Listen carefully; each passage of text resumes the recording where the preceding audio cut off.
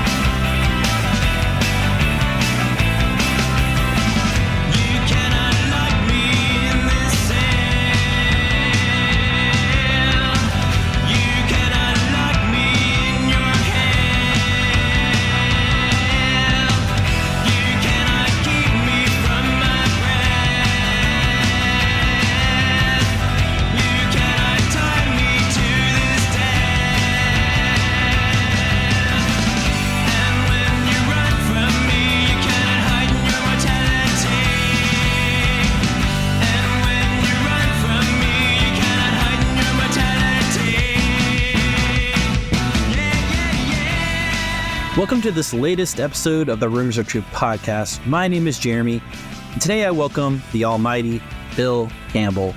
You know Bill from the band The Throes, as well as the indie rock band Poole. Bill and I talk about his introduction into music, all the records and bands he's played in over time. Amazing conversation with a legend. Awesome dude, and I'm really stoked about it. I hope you enjoyed as much as I do. So with that said, guys, this is the episode with Bill Campbell.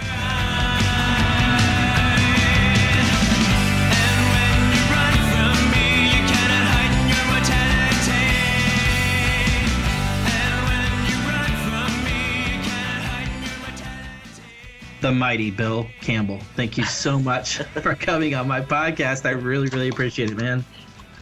Well, thanks. This is a pleasure. Yes. Can't wait.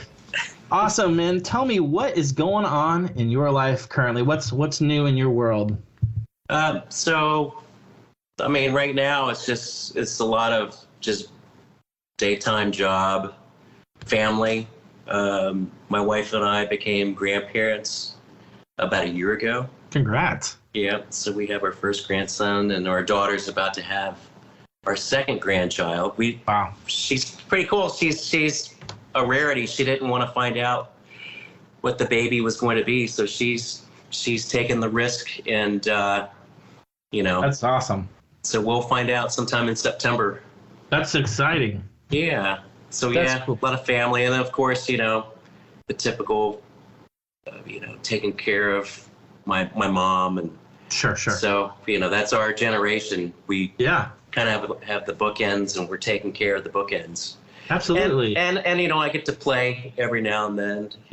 That's try to keep my chops up. Sometimes I play at church. That's awesome. That's really cool. Yeah. What kind of field are you in work-wise, if you don't mind me asking? Yeah. So I work for a defense company. Mostly I do program management. So it's kind of It's not exactly an entertaining position, but it pays the bills. Hey, that's half the battle. I get it. I mean, it could be worse, I guess. Could be in a situation that you hate and it doesn't pay the bills. So I totally get it. So awesome. Well, Bill, tell me, let's talk about you growing up. Maybe some influences, some bands, some shows, records that kind of influenced and kind of how music kind of got into your life. Sure, but from my childhood, my dad was highly influential on a lot of the music we listened to. My sister and I used to fight over records. So it got to a point when we were kind of around 9 or 10 years old that we were allowed to, whenever my dad would go to the record store, he'd let us get to pick 145 or a or a full album. And usually the full album, we'd have to do chores to get something like that. But my earliest recollection was the Beach Boys, and it was one of their compilation records. Oh, They yeah. had a lot, but it was one of those compilation records where they re-recorded a lot of the stuff. So it was in the 70s. I think it was Spirit of America was the name of the album. So of course they all had beards and long hair, but the song that I liked the best was In My Room. So that was kind of, I think it kind of influenced my whole trying to write songs that are more meaningful, and just the lyrics in that song, and how almost a sad type happy song. It kind of led me into listening to bands like the Beatles. My dad had every Beatles record you could think of, so by the time I was 12, I was just all about into the Beatles, and that was about the time that John Lennon got shot. Wow. And so everything I had was, I was a Beatlemaniac at 12, 10, 12 years after they had kind of folded. Yeah. But so that was the first time I actually tried playing in a band with nice. a couple guys in sixth grade. I didn't know how to play guitar. My dad taught me 3 chords, G, C, and D, but I didn't know how to play. And of course, they said, "Okay, we're gonna do Day Tripper." So that was the first. It was the first riff I ever learned or taught myself. Wow. So yeah, that's the really the first song I learned how to play. But it was a elementary school fun band, and I just kind of played here and there. Got a little bit older, got into Jimi Hendrix because I loved his guitar playing. So I tried to teach myself all of his songs. Yeah. And through middle school, high school, I played a lot of sports. But by the time I got into high school, I started getting back into playing guitar and playing baseball and basketball. But I met a couple guys, Harry and Harv Evans. They're brothers, and they played. So I met those guys. I started going to church. My mom and dad went through some hard times, and then they dragged my sister and I to church, and I got saved in the 10th grade, and then Harv and Harry were like, "Hey, let's start a band." So we started this band called Messenger, and at school we were known as the God Squad. We actually covered some Christian bands that I had recently learned. The 77s was one of the songs. Wow. We did. We did Caught in an Unguarded Moment. Wow. What's another song we did? We did like a few other Christian songs, but we actually wrote a lot of our own songs. So that was our big thing. We wanted to do mainly our own songs and do other cover songs. And then as we grew up, Harry went and formed a band called The Atomics who was our former bass player, Tommy Burns. I kind of did my own thing. There was this guy named Dean Nitz, who's a bass player. I kind of hooked up with him. We started writing, wrote a few songs, did a few things. Harry came back with us. He got out of the Atomics. He had a bunch of songs that he wanted to do, so we worked on a bunch of songs, and we went into the studio and recorded this little demo called The Air of Condolence, and we didn't know what to name ourselves. Harry came up with the name The Throes. Oh, nice. He was the odd story, of course, and I don't even know if he remembers this, but I'm sure if I do remind him, he was washing his belly button and said he's in the throes of washing his belly button, and so he figured, hey, the Throes, that'd be a great That's profound. Yeah. So that's a deep moment right there. So we just made Air of Condolence. We didn't really think much about what was going to happen, but we had this friend, his name was Eric Jones, who said, hey, he wants to be the band manager. And so, we all kind of, he went to a different high school, but we were all kind of the same age. So yeah, he was a hustler. That guy, he got us into doing some wild show at Cornerstone, because we tried getting in there for New Band Showcase. We never got in. Wow. But someone said, hey, borrow our equipment. Why don't you guys go do a bunch of songs? So we did a few songs at Cornerstone, and I think it was 90, or no, 89. 89? 89? No, might have been 90. One of those. Yeah. So it was 89. Yeah, so we did that, and a couple record companies began calling. So, of course, Eric was our manager. He met this guy named Doug Mann, who ran REX Records. Oh, yeah. Which was a heavy metal. Yeah. Like speed metal and absolutely extremely hard stuff, not your typical hair band music. So that was he wanted to have an alternative band. So we thought, well, okay, well, we really liked him a lot better than some of the other companies that were small companies, but he had a really great vision. Mm-hmm. And so we started recording with him it was the fall of 1990, I think. Wow. I think that's when it was. Were you guys when you guys were playing Cornerstone and all that, were you when those bands was coming through your town, were you playing with them at all? You mentioned the 77s, were you being able to play within it? Were you just kind of out on an island by yourself? Yeah, we played the clubs. We just did our own thing. We actually opened up so if I could rewind a little bit further. I mean, we were doing shows in clubs, at our home church. We just played wherever, and we also played with a lot of other local bands here in the DC area. So we got to play on some, big stages before we actually. That's awesome. But a lot of the Christian stuff really was never that. As much as Eric tried to get us in with getting those gigs, we could never get them. So then we of course signed that deal. I had so much fun recording that album.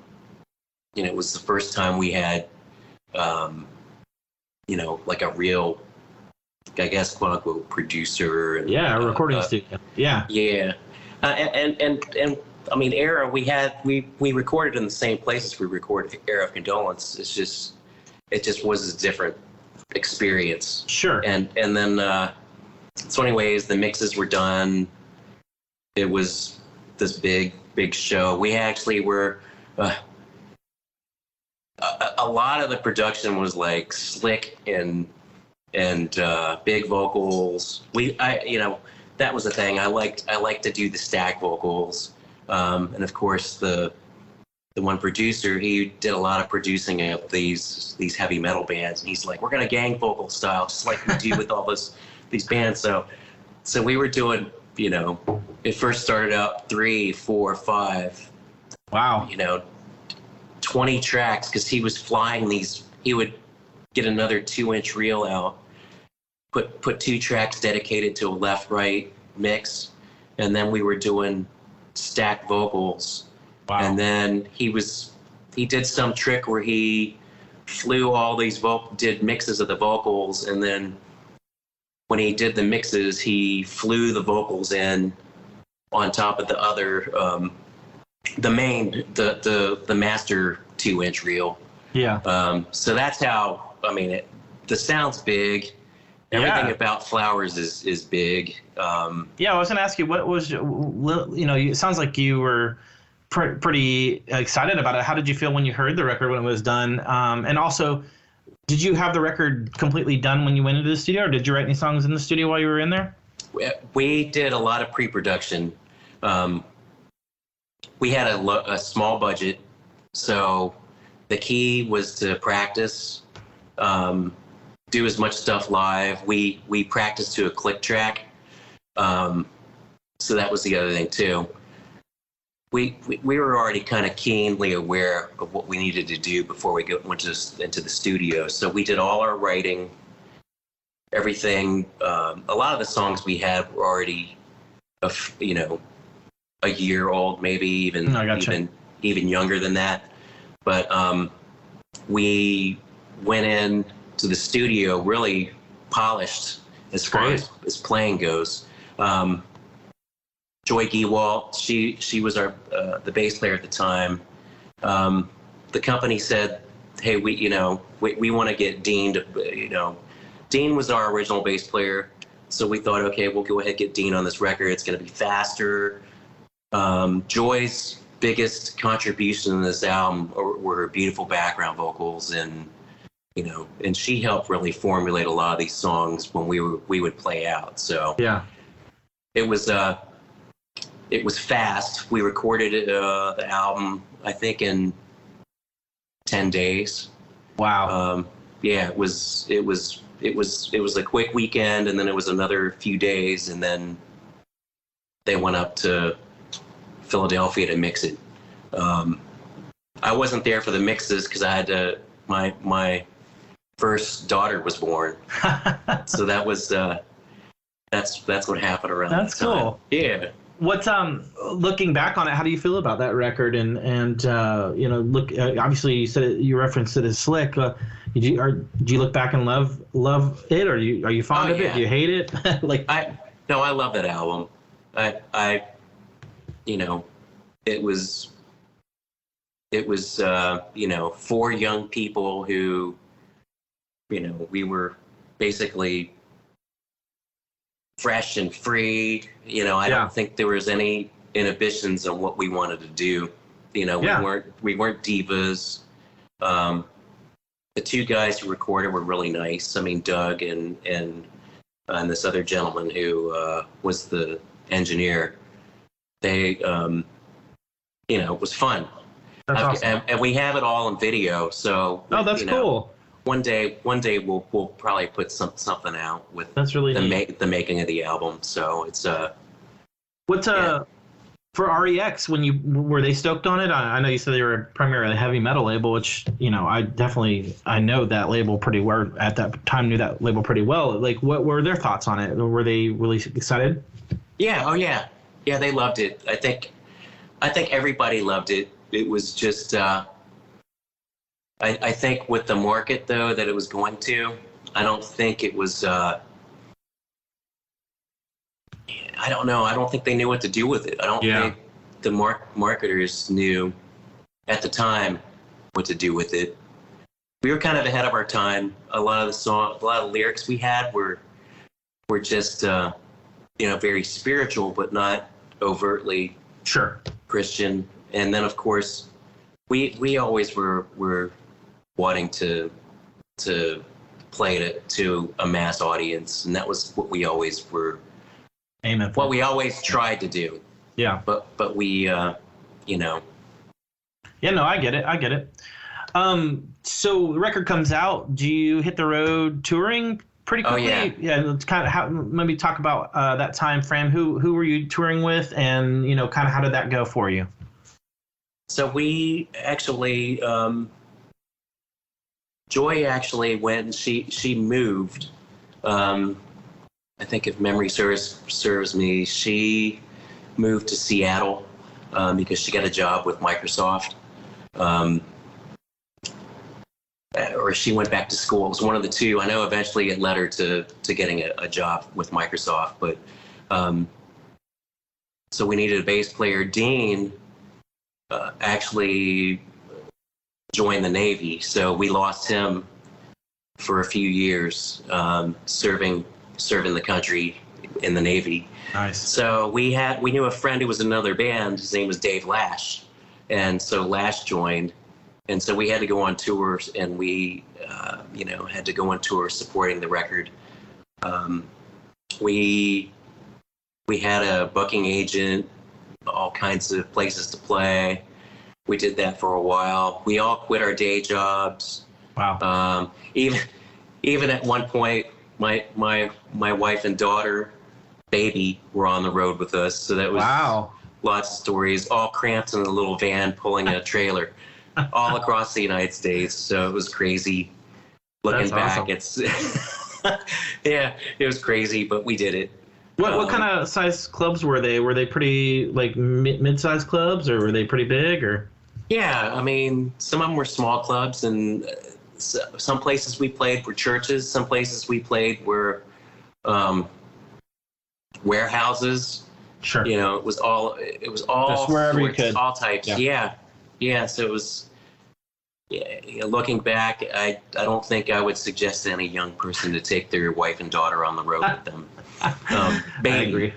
Baby, don't take a baby on the road unless you're, have a nice bus and. Sure.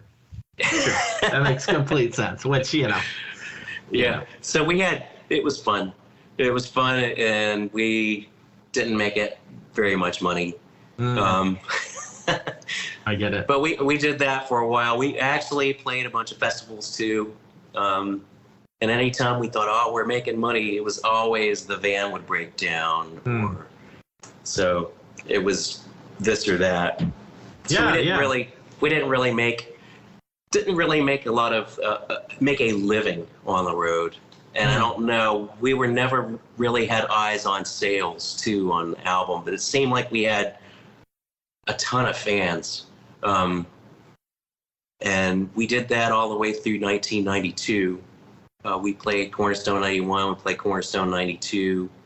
Who were you touring with at this time? Was it just by yourselves, or did you have was there any packages? Just ourselves. Oh. We had a few times where we got to open up for I know we finally got to open up for the 77s. Nice. Out in San Francisco at this club called, I can't remember, but that was the first time I ever met Mike Rowe, and we really didn't get to meet him.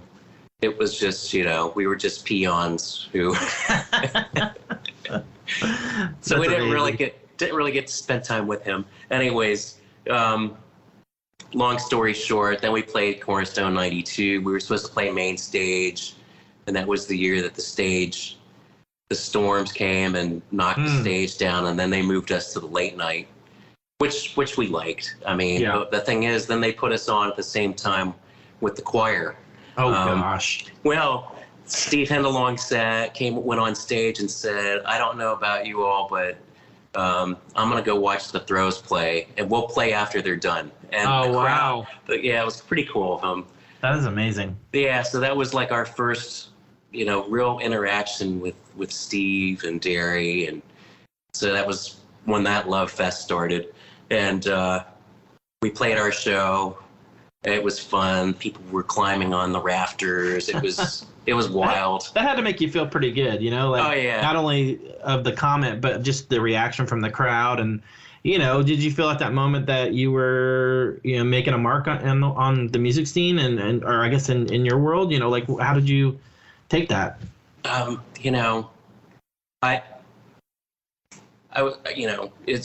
Everything was happening so fast.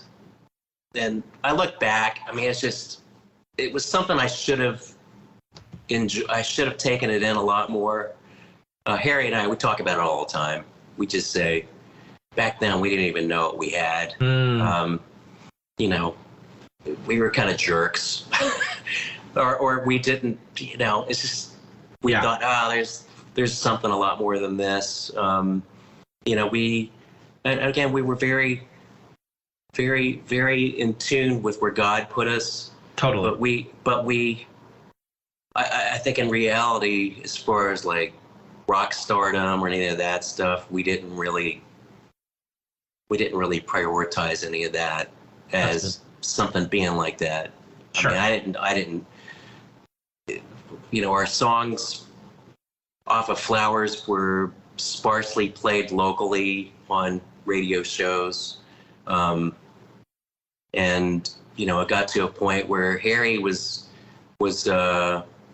playing drums for a band called the Lilies, which were they were an indie rock band, kind of big in that scene.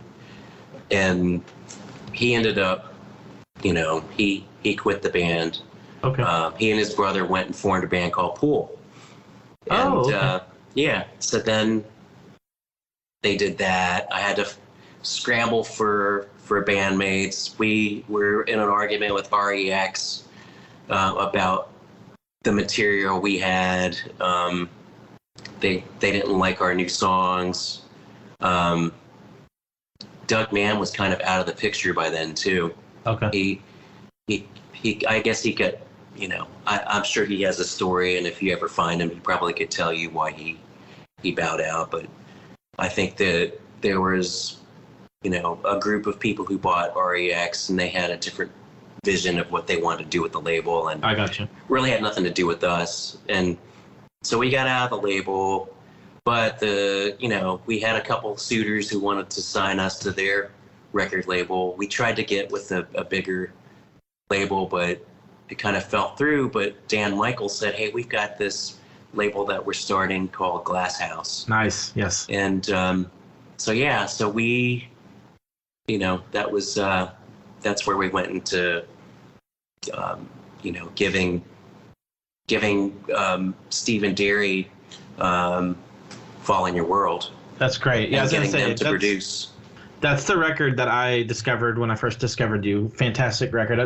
By the way, I love the first record as well. Not to slight that, but Fall in Your World's the one I connected to.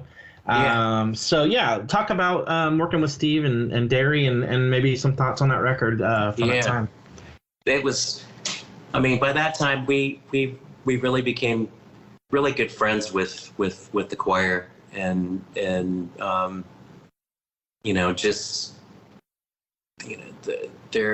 they were like-minded. They liked the same kind of music we liked. I love their music. I kind of grew up on listening to youth choir and then going into the choir. So it was kind of like teenage fanboys, dream come true. I got to work with Steve Hindalong and Derry Doherty, and also with the other cast of characters who were out there in Southern California, who we befriended, and so that making that album was a lot of fun. Chris Colbert was a big part of that album. He's great. I'm gonna have him on soon. I've talked to him. Oh, good. Yeah, he is. How do I put it? He's a genius. He doesn't care about. There's nothing that's fake about him. What you see is what you get. Yeah. Yet he is a genius. Steve Hindalong's a genius in his own right, and same with Derry. Totally. All three different personalities, but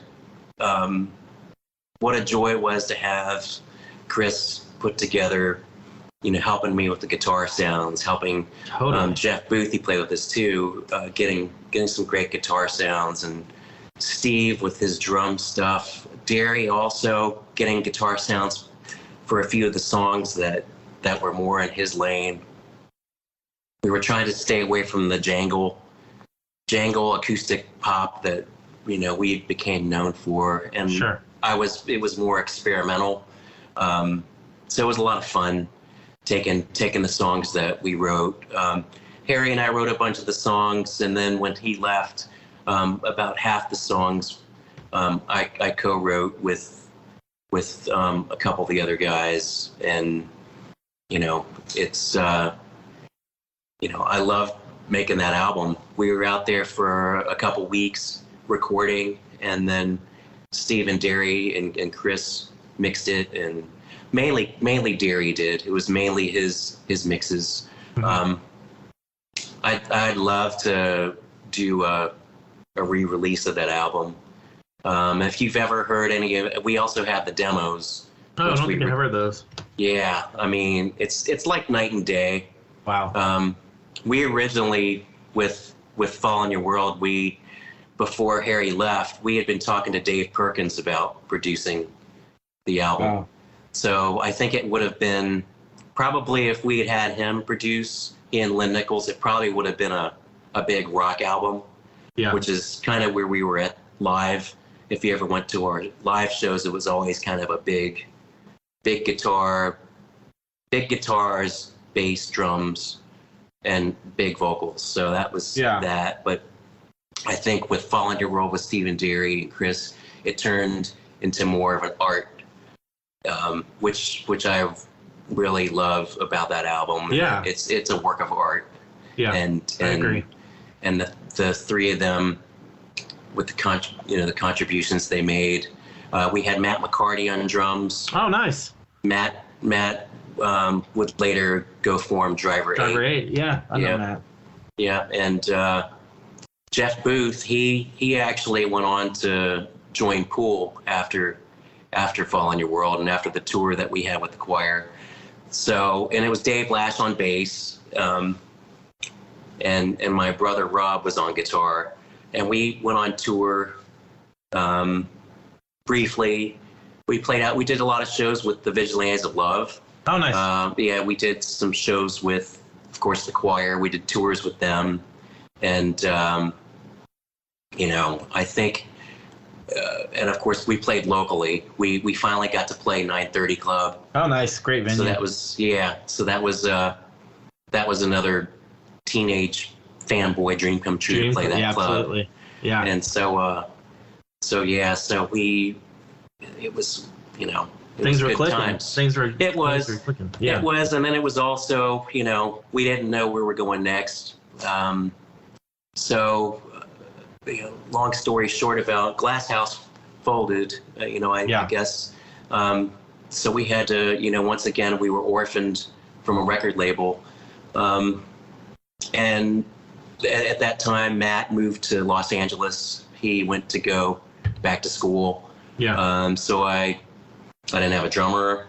It was just really Dave Lash, myself. John Austin moved back in the area. So we did a lot of side recording. We were recording stuff, with a lot of demos for what would come out to be 12 Before 9. Okay. I had an 8-track, an old 8-track half-inch reel-to-reel that I recorded a lot of the demos for 12 Before 9, mainly with this drummer who played in a band. It was another band I recorded. His name's Dave Cooper, and he ended up joining the band. So it was me, Dave Lash, Dave Cooper, and then we also had every now and then John Austin would sit in with us. I'm not sure if you're familiar with John. Rings a bell, but I'm not sure. So John had an album out with Glass House. Okay. That was produced by Mark Hurd. Okay. And the strange story behind this is, back in 1987, John, Harry, myself, we took a recording class at a community college in Annandale, Virginia, and so that's where we all kind of met. So we were all Northern Virginia boys, and he signed with Stephen Derry before we signed with him with Glass House. So it was kind of a strange thing, because that is bizarre. Yeah, that we had links. Anyways, we did a lot of stuff. I did a lot of I played a lot out with John and his girlfriend at the time, Erin Echo, who was the sister of Bobby Matan from the Ocean Blue. Oh, okay, yeah. So I did a lot of playing with them, recording John, recording Erin. Also, trying to get the Throes stuff back together, and we.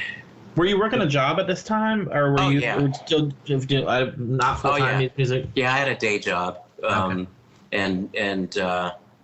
it wasn't like we were on the road crushing it. Right, exactly. So, and at the time, I was also playing bass with the choir because Tim Chandler couldn't tour because he had a day job. Mm-hmm. So I was kind of doing stuff, flying down to Nashville, going out playing, a week out with them, or some of the festivals. And so I was doing a lot of opening acoustic. I would open up acoustically for them. Oh, cool. And so, we were doing some kind of a little one-off stuff. We did something for Mike Knott for the Browbeat record. Oh, great! I love that. Yeah, and we did a single for Flying. What was it called? Flying Tart. Flying Tart Records. Flying Tart. Yeah. It was a good idea when it happened. But so we did that. So we were doing little things here and there. Yeah. And then Dave Palmer contacted me from Road Dogg, which he had started. That was kind of a break off from Reunion Records. Yeah, not a break off. Prayer Chain on that? Prayer Chain was on that, right? Yeah. So Prayer Chain, us, were their first two acts, and he said he wanted to get the Throes a shot. Yeah. So it was great. So we were able to record. We recorded that album in my home studio. Oh, nice. Yeah, and so that was a good time. We actually had Steve along. He came up. He did all the percussions. I did all the guitars. Dave lashed. We were in full control of everything as far as production was concerned. Dave Cooper, who was the drummer on the album, it was just fun. It was fun being at home, just doing it. We took our time. Took about a month to record and mix, and then it was the type of thing where we would spend weekends recording, and then when we had Steve come in, we had him like in on a Thursday night, and we were seriously recording from sun up to sundown. Wow. And sometimes we start recording at mid-morning, and it would be the next thing you know, it's 6 a.m. the next morning. Jeez. So, yeah, it was a whirlwind recording, and then I was able to mix the album kind of at my own pace, and so that was a lot of fun. I'd been recording a lot of demos for other bands, and even for Harry's band Poole, helping them out. So, we were all friends. We're still all in the mix. We did a lot of shows together. My sister, she lived up in Baltimore, and she promoted one of the shows that throws you into the pool. So they had some success when we released 12 Before 9. They had released an album called Alaska Days. Yeah, was that on SpinArt? It was, yeah. Yeah, I remember that band. I totally remember. That's crazy. Yeah, so they had some traction. Pretty good tracks. They had a song on MTV, 120 minutes. I helped them out a little bit with that album. They were helping me out. We were sharing equipment because we had to record stuff. So I was like, hey, let me borrow your two, ribbon mics and for overheads, and it was that type of thing. And that's Harry cool. was borrowing my Martin acoustic and some keyboards. It was that type of thing. So we were still fully engaged, so to speak. And then and so we released 12 Before 9. Yeah. What are your thoughts on that record? Not to cut you off, but just you were going to describe it. But I'm just curious what you think about it. I love that album. One of my favorite songs, personal songs, is Words. Yeah, good song. it just really summed up where I was at the time. A lot of the songs are a little more upbeat and fun. I wrote a song about Mike Rowe, which was the first song was so controversial. So he was one of the topics, in the song. It was him, Madonna, and Rush Limbaugh. but mainly because when he found out that we wrote that song, he's like, get those guys. Well, we ended up opening up for them. Wow. On the tour, so it really got us going. We've become really close friends. He's a great mentor. Totally.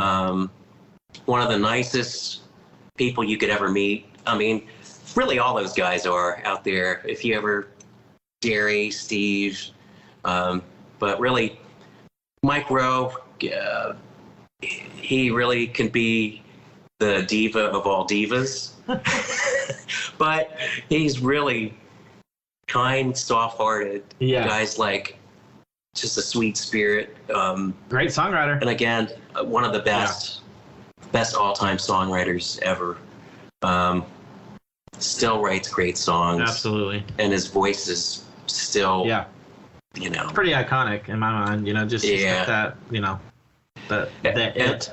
Yeah, and the way that he, even like in these modern times, even the COVID shows he was doing, I don't know if he caught any of those. I did. You could go back and watch them. He and Bruce Spencer did these shows. They were just highly entertaining. That's awesome. And I mean, so anyways, we got to tour with them, and I got to open up for them quite a bit. That's really cool. Even through the years, it's been fun with that relationship. But yeah, 12 Before 9, we had a lot of radio play. Yeah. Again, it was probably one of our most kind of all over the place records. But I think it just kind of represented where I was at. Yeah.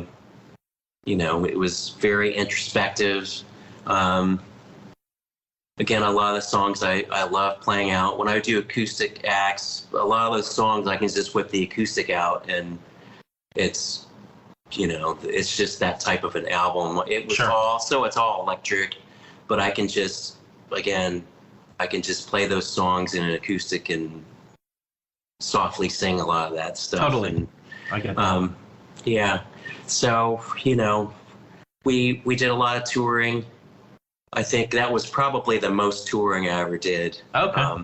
Was for 12 Before 9. We opened for the choir too on a lot of shows, a lot of dates.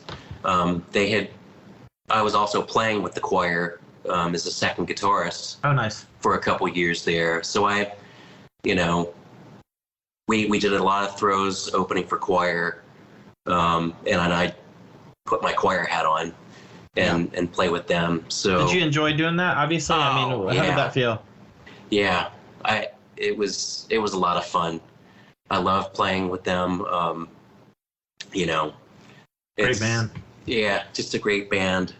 Again, absolutely. Steve and Derry, some of the greatest songwriters ever.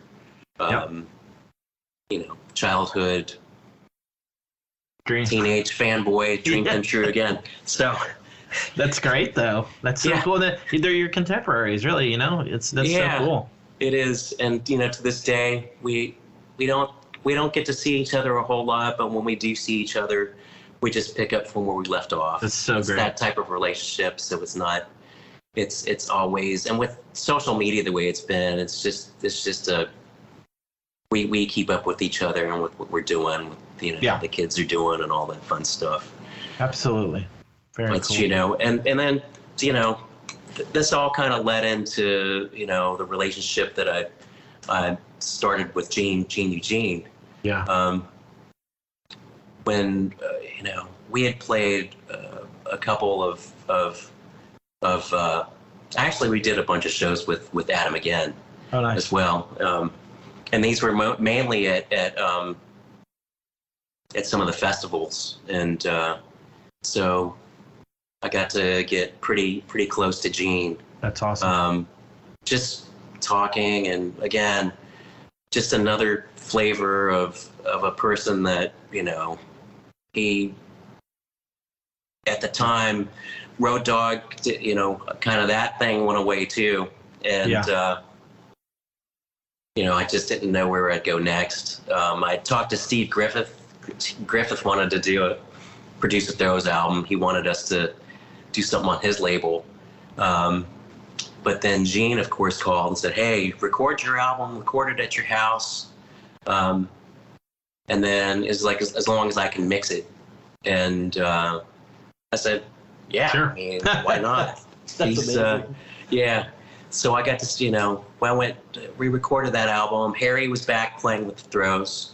I even had a guy named Drew Bachman who played with a band called, at the time, was My Friend Stephanie. Yeah, I remember them. Yeah, so I produced a couple of his albums, and had him play bass on this one, and had my sister-in-law Joan. She actually sang background on 12 Before 9 and also on this one album too, on Mirror After Asiana. And so again, a lot of these songs we wrote while on tour. Dave Lash, he had left the band. He went back to school. Kind of the theme of the band. Everybody goes back to school, gets their degree, and gets some nice jobs. And sure, that's the thing. So we totally. It was again just another great album. A great, the time that we had to record that album.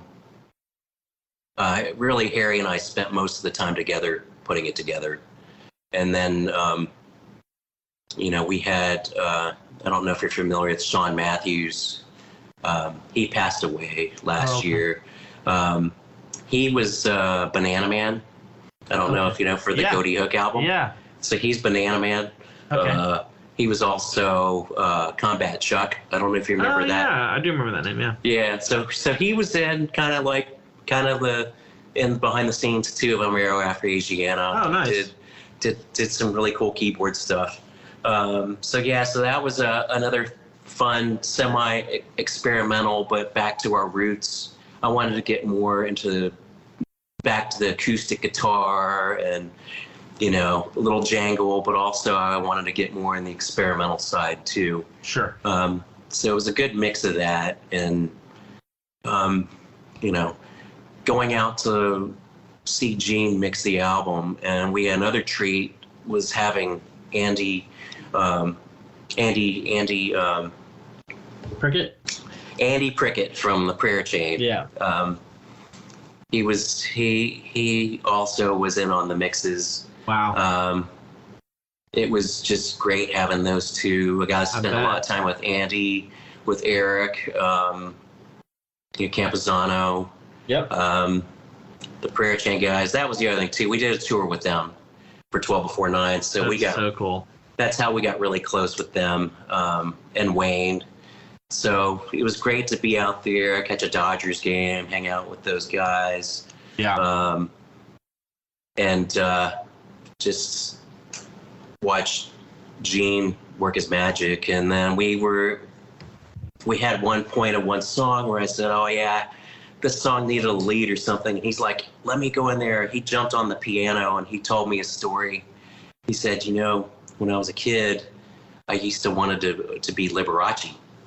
And he starts playing this thing on this grand piano in the place that we're mixing at. And I was just floored. The guy could play. Unbelievable. He could play it. So if you ever listen to that song live with the piano solo, he did that in 2 takes. And I was watching him play. He was just like, do, do, do, do, do.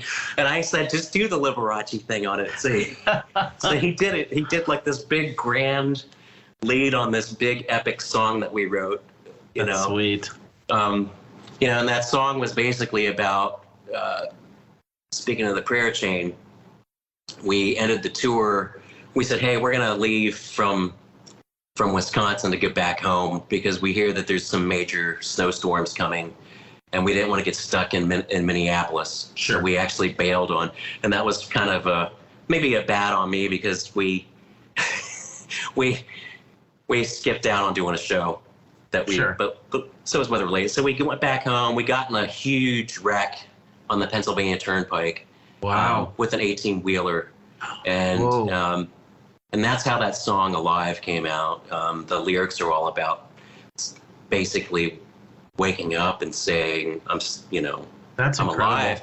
But I was alive, and I wondered if my bandmates were still alive. I wonder if, and really, Drew Bachman. He was on that tour with us. He got severely injured. Wow. Our drummer Dave Cooper was sitting in the back. He was probably awake the whole time, I think, because he said he got thrown up to the front, and I don't know how he stayed in, but he was alive. And that's a miracle. Our roadie's feet were, both of his feet were up on the dashboard, and the bag went off, and he got injured really bad. But so that's how that song was written. Wow. So there's a lot of sadness in the album, but a lot of happiness. A lot of the songs are really, it starts off with the song "Understanding" and ends with "Amera Afro-Asiana." I think it was kind of our most mature release. Yeah. We did some serious songwriting. At least I did most of the songwriting, but I had some help from a couple of the guys. But it was it was more serious. And by that point too, I started playing guitar with Poole. Nice. I didn't know that. That's cool. So so it was like jack of all trades. That's cool. So but they released that album. I released Mero. I didn't do any touring. I stopped touring. Mm-hmm. And then a couple of years later, Dean came back. Dean was back. So he's playing bass with Poole. I'm playing guitar with Poole. Harv and Harry, the brothers. So we're back together again, really as the original Throes. Wow. And if you think about it, back to our high school roots. That's really cool. So it's just been like full circle. So now, we've been together playing with this version of the band since the early 2000s, late 90s, early 2000s. Wow. And, we did a lot of touring with Poole when we released Among Whom We Shine. I don't know if you've heard that album. I don't think I have, actually. Yep, and that was their last album on SpinArt before SpinArt folded. But that was one of my most favorite times of recording. That's awesome. We just think that was like it really was just fun. We all had fun. We were loose. John Austin was in on it too. He had Erin Echo. She sang in it. It was just fun. That's really cool. I didn't know that. Oh yeah. So that was if you can look it up. It's on iTunes or Apple Music. I'm gonna go on a Poole deep dive tonight. I loved Alaska Days, and it's been forever since I've listened to it. So now I'm gonna jump back into it. I know my roommates and I used to listen to that record a lot, so it's pretty cool. I didn't know you guys were associated with it. Oh yeah. So that's and we'll do Poole songs when we do Throws shows. Oh, so that's cool. We kind of mix and mingle. Very cool. That's awesome. It's fun. So that's really where we're at. Very cool. We don't really play out much. Harry plays in a country band. Dean also plays in a side gig band. I'll sit in and we'll play a show once every I don't know 6 months. Actually, this is the first show that we're doing since before COVID. Yeah, the Goaty Hook one, right? Yeah. Uh-huh. Yeah, I was going to ask you, how did that come up? I mean, obviously, I know they're getting back together to play some shows, but how did you guys come up in the conversation? last year, Sean Matthews passed away, and a bunch of us went to his funeral, which was in Ohio. I think it was in Columbus, or no, it was in Missouri. I'm sorry about that. It was in Springfield, Missouri. Oh, nice. I lived there for a little bit. Yeah. And so a bunch of us were there, and Adam was there, and we all kind of because it was kind of like a reunion of like 90s bands. That's awesome. McCarty was there. Was he really? Wow. Yeah. I love that. Yep. And he lives in Tennessee now. Yeah, that's what I thought so. Yeah. Yeah. So yeah, it's and we got to talking just about playing out, and then of course Adam said, "Hey, we're at Goaty Hook's doing a reunion tour. We'd like to have the Throes play with us." So we're like, "Yeah, we'll do it." That's so cool. So it's just a reunion of everybody, and it'll be fun. It'll be kind of like a DC reunion of DC 90s. Yes. They got their punk thing, and we had our rock thing. That's cool, though. It's such a great pairing, and it's two different worlds, but it's like, it all fits, because like you said, it's from that whole scene. It's just, I even love the poster. I think it looks awesome. It's just really cool looking. That's all Adam. That guy, he's nuts. He's a great artist. Cool. He's so cool. Yeah, I met him. Actually, I met him out in Virginia.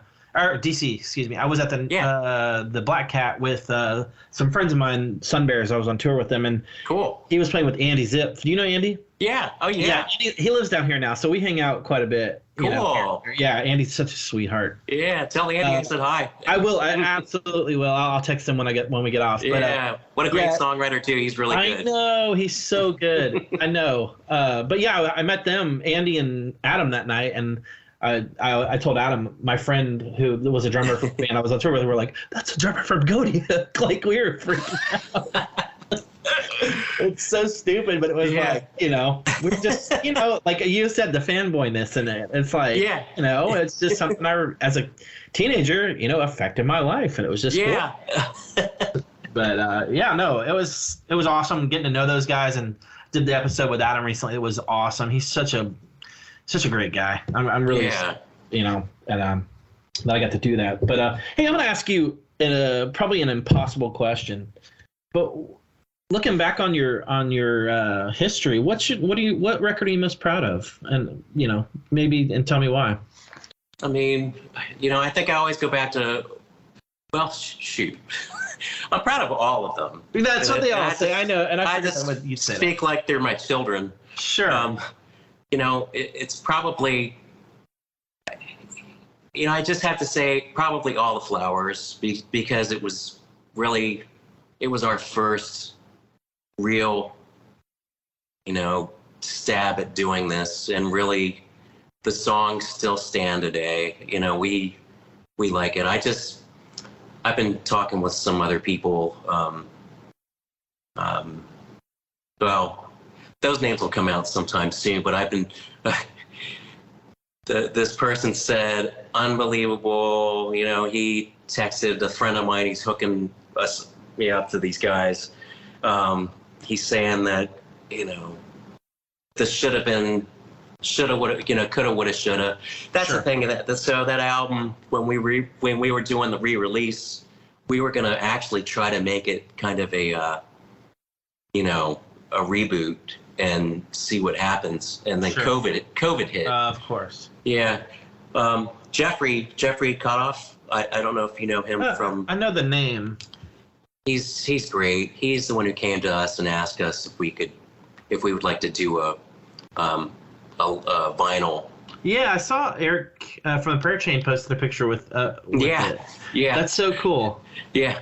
So Jeffrey is a great guy. He's worked with Mike Rowe with a lot of his re-releases, and that's cool. And with Derry, Mike and Derry actually did an album together through that label, and of course I was like, yeah, let's do it. So he put together this whole Kickstarter, and it was great. That's great. It's just humbling to know that people still care. Absolutely. And so, I think right now, that's probably why I have a affinity to the album, because we were kind of reliving it when we were going through all of our pictures and all of the fan letters that we got at the time. And, just that album just means so much to so many people. Yeah. And, we just, again, it's something we didn't realize when we were young. And it's taken us to be adults to see that this actually, that it actually means something. And so, probably, right now I would say that that's my favorite child. I love that. And just Harry and I have a great relationship, unique. It's just, we've been doing this together since we were kids, really. And it's That's just so cool. And Dean, same thing. He was the kid who lived down the street who happened to play bass. So, yeah. It's just something that we all are a part of. We talk to Joy every now and then. She lives in Nashville now. And of course, we probably wanted to have her up for this next show, but I don't know if she can or not. So sure. Any thoughts on any of the other records on vinyl at all? Is that in talks at all? So, I think it's been brought up. It's most likely going to be Fall on Your World. Nice. I'm still, I know Derry said he's game. And same with, Jeffrey once had said if we want to do it, he'd do it. Sweet. So I think it's just, it's all just in talks. And of course we'll probably put the demos that we did out. They're pretty solid, and they're so different from the actual album. Wow. It's like the rock version of, it's like a raw indie rock version of wow, that'd be interesting. World. I would love to hear that. That sounds cool. That's so awesome. Anyways, so that's probably next, and we'll see what happens with the others. I'm sure it's something will happen down the road, and we have new songs too. Oh, nice. And we keep batting that around. We've been doing that for 15 years now. And just put one out. What do you have to lose? That's exactly what we say. We have a bunch of songs. We just don't. And we've played some of those new songs at some of the past shows we've done over the last 5-6 years, but we just haven't gotten serious about recording it. I get it. Well, there's always tomorrow, man. And tomorrow. But we're not getting any younger. Well, I hope those come out at some point. That would be great to hear. Where you guys are at now, and that's so. I'm really looking forward to that when that happens. So, sure. Bill, what an awesome conversation, man. My skin is whatever, but I'm just got it's up. It's been awesome. You're so cool. I love these stories. I love all your insight. I really appreciate you coming on my podcast and telling me these stories I wanted to know, and man, I'm so stoked that you got some future stuff on the horizon, and just want to thank you so much for coming on my podcast. Jeremy, thank you. It's been more than a pleasure, and I've got to go back and listen to more of your podcasts. I did listen to quite a few of them. Oh, nice. But I wanted to listen to Adam's before I did mine. Of course. Awesome, man. Well, thanks so much for listening. I appreciate that. That's so cool. Awesome, dude. Well, hopefully we'll get to meet at some point in the future. That would be really cool. And hopefully I'll get to see the Throes at some point in the future as well. So awesome, man. Well, I appreciate your time, and we'll talk to you soon. Thank you. All right, Jeremy. buddy.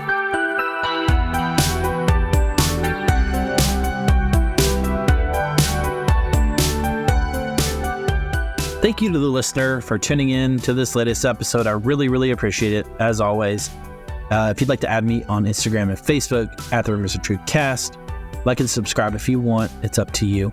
Thank you so much to Bill Campbell. What an amazing conversation. I'm so stoked. Just some awesome conversation, and I hope you enjoyed it as much as I did. Got some amazing artists on the horizon as usual. And man, I'm just really stoked on the future. So, man, you guys know it. Nostalgia, it's a heck of a drug.